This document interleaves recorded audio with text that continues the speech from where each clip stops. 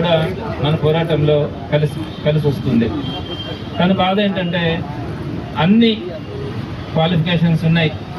ఆ తర్వాత డిఎస్సి రాసింది, టాప్ ర్యాంకర్, 1:1 రేషియోలో ఎన్ని ఉద్యోగాలు ఉంటే అన్ని ఉద్యోగాలకు మాత్రమే 1:1 రేషియోలో సర్టిఫికేట్స్ వెరిఫికేషన్ కోసం పిలిస్తే సర్టిఫికేట్స్ వెరిఫికేషన్ కోసం కూడా వెళ్ళింది. నీకు ఉద్యోగం వస్తుందని చెప్పేశారు. తీరా లాస్ట్లో సెలక్షన్ లిస్ట్ వేసేటప్పటికి దాంట్లో ఎంఐ పేరు ఎత్తేసి వేరే వాళ్ళకి స్పోర్ట్స్ కోటా కింద తీసుకొని వచ్చి వాళ్ళకి కావాల్సిన వ్యక్తులకు ఉద్యోగం ఇచ్చేశారు. మళ్ళీ ఇలాంటి అవకాశం మళ్ళీ ఎన్ని సంవత్సరాలకు వస్తుంది? మళ్ళీ అమ్మాయి ఎప్పుడు చదవాలి, ఎప్పుడు ఉద్యోగం రావాలి? అయ్యే పని గొంతు కోసినటువంటి పరిస్థితి. ఆ అమ్మాయి 2 మాటలు మాట్లాడతారు. అందరికీ నమస్కారం అండి. నా పేరు షర్మిల.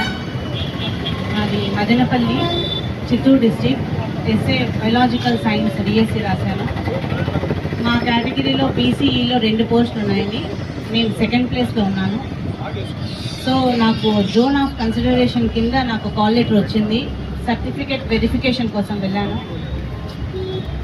సర్టిఫికేట్స్ అన్నీ కూడా వెరిఫై చేసి అన్నీ పక్కాగా ఉన్నాయమ్మా, కంగ్రాచులేషన్స్, నీకు జాబ్ వస్తుందని చెప్పి నన్ను పంపించారు.